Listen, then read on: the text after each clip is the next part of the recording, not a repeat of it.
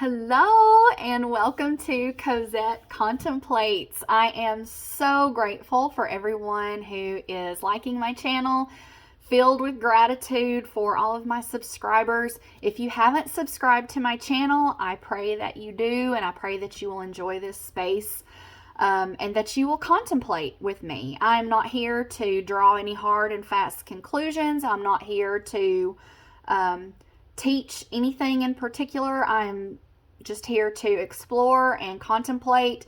And as I rid myself of paradigms that no longer serve my highest good, I just want to invite you on the same journey, because a lot of people operate in old systems that keep them held back, and they kind of keep doing the same thing over and over and over, expecting a different result, which we know is insanity. So I wanted to talk about my most recent poem.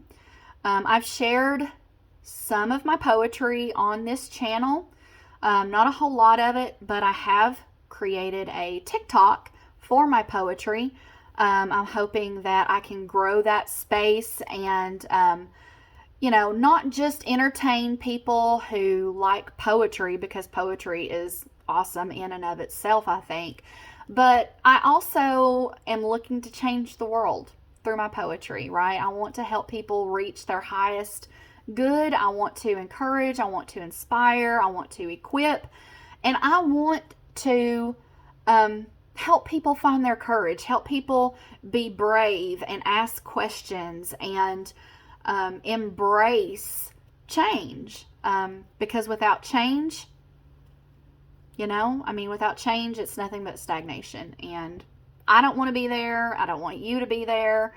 I just want to experience growth in every way possible. And if you are a growth-oriented person and you vibe with that, then you will probably like my channel, okay? So I wrote this poem at about 4 o'clock this morning. So that's probably kind of revealing of what it's like to be in my head. But yeah, this came to me at like 4 o'clock this morning. So something that I'm passionate about is learning the mental health implications of capitalism and exploring why Western Christianity has such a difficult time separating capitalism from the faith. And it's a huge problem. It's impacting our country in many, many negative ways. And so I just kind of want to explore that and encourage people to really think through the implications of capitalism, capitalistic Christianity, for lack of a better term, because that's basically what it is. So I titled this poem My Existential Musings. One thing I want you to know is my context, so that way you'll kind of get where I'm coming from, why I'm addressing the things that I address, why I want to grow beyond my context. And so I am 42 years old. I live in Tennessee, and I have all of my life. So I am in the Bible Belt of the United States. And I will say that I do not personally feel safe thinking out loud, because it is really, really tough to be a progressive thinker and a Christian in this area of the country.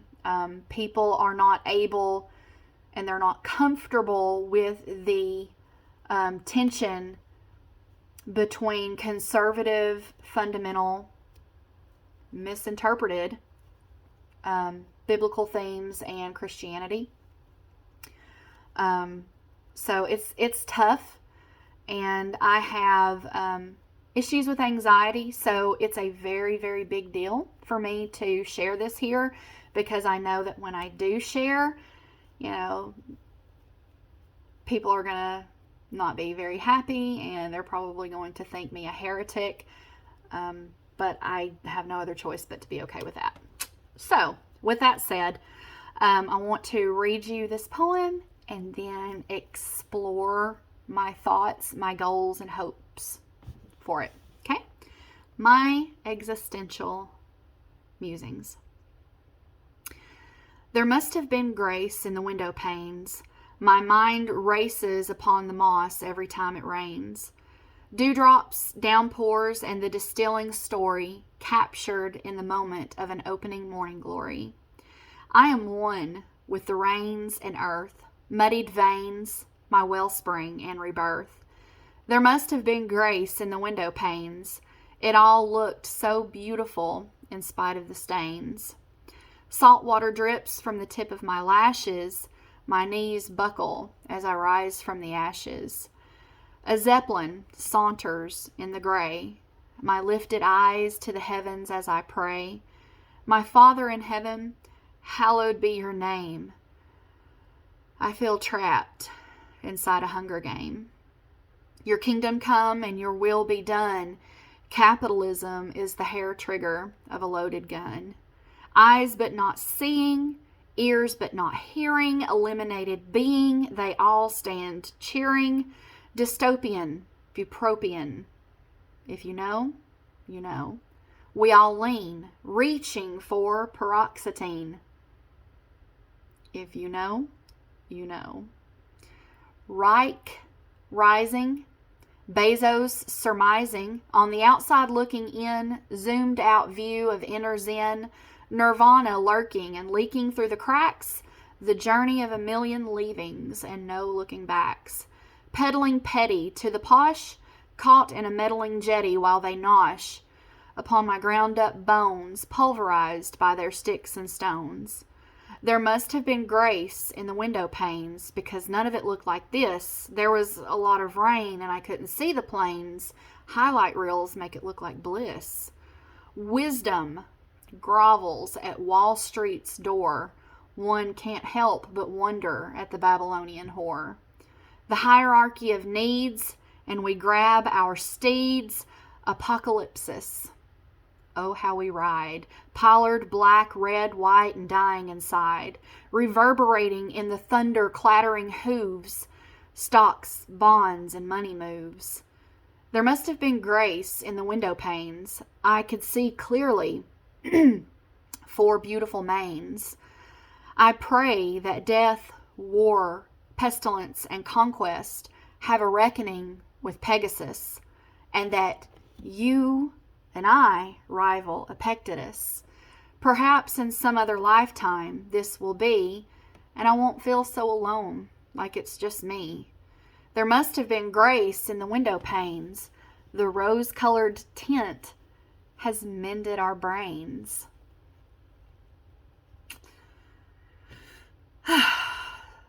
Okay. Shall I say the end here? My hope for this poem, number 1, is to encourage a lot of self-reflection.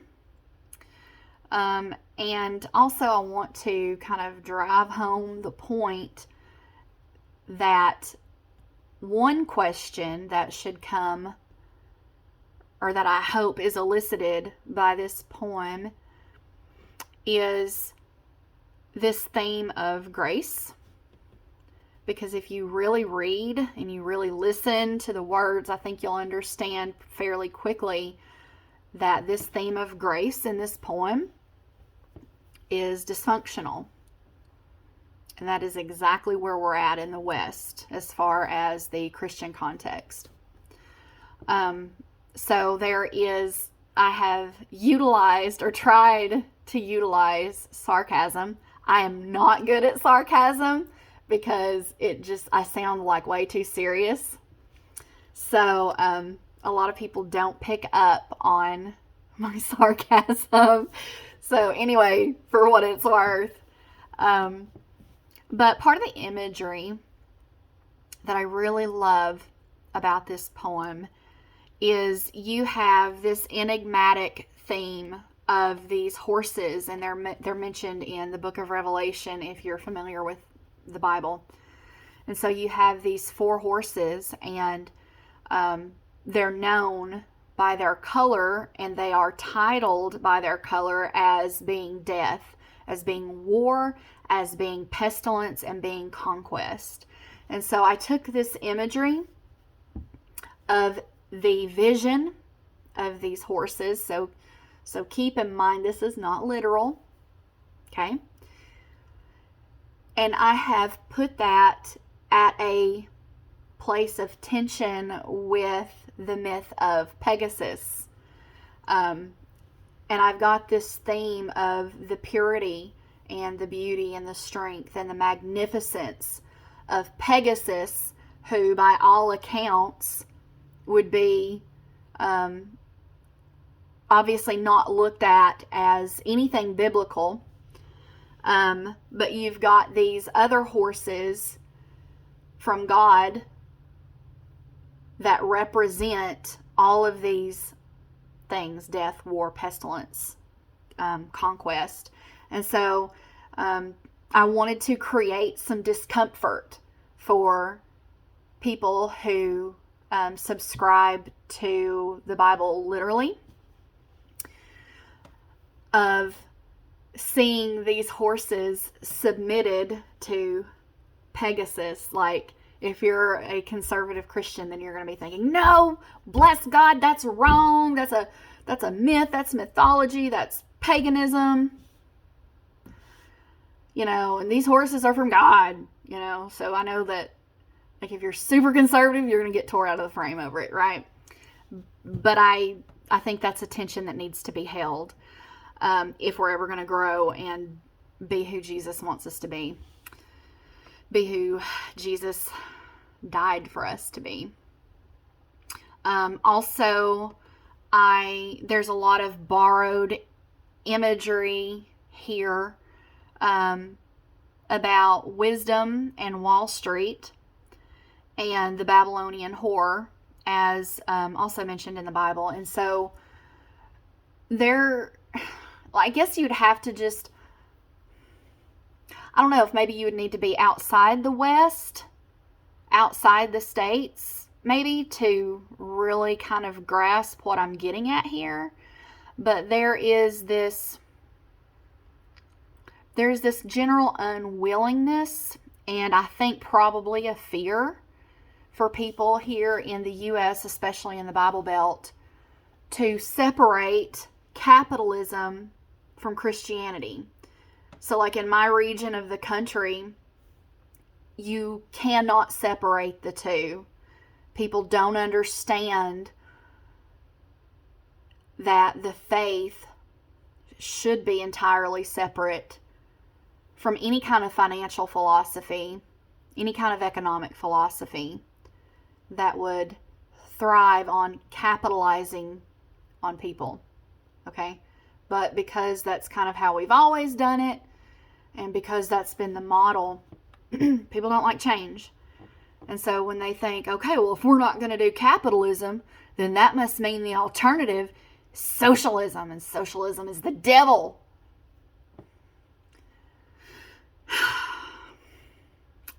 But in reality,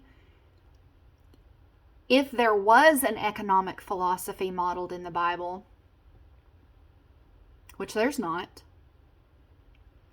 it would more closely identify with socialism than it would any other economic philosophy. So, with that said, I really, really, really hope that you grab a hold of these concepts and that you are able to identify and explore with me the mental health implications of capitalism and how detrimental it is for our country. As of June the 16th, 2021, 9:45 p.m., I can definitely say that the last 4 years we have seen pretty much, if we're willing to admit it, an elimination of the middle class.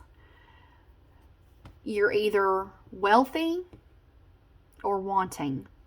There's like no in between here right now.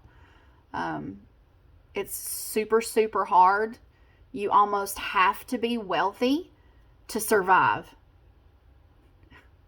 You would think wealthy would mean thrive, right? But that's just kind of something that I'm seeing. That's my own personal experience. If you don't feel that way, okay, great. I'm glad that your mental health is not suffering due to that, because mine is, and a lot of other people's are too.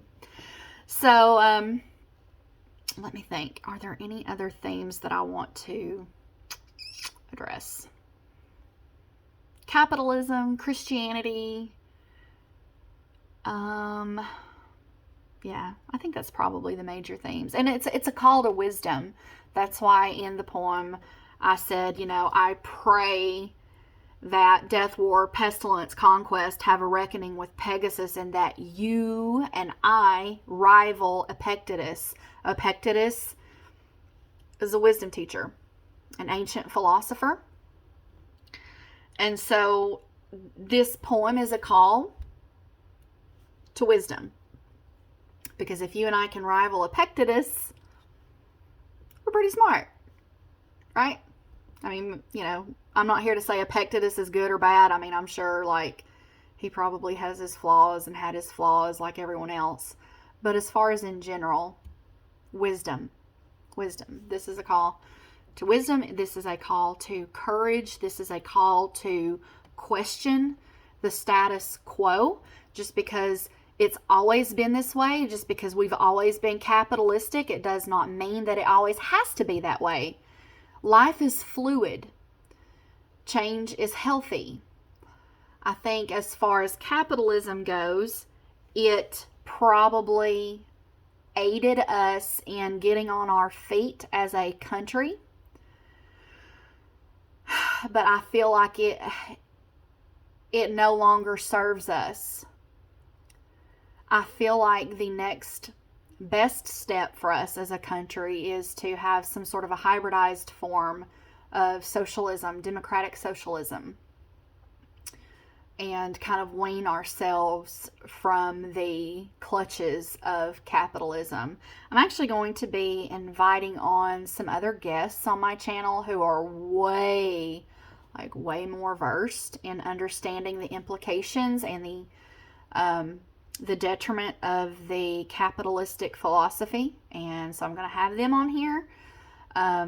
So be looking for that. I hope that you'll subscribe and kind of, be waiting for that to come out, because I am going to have some episodes like that.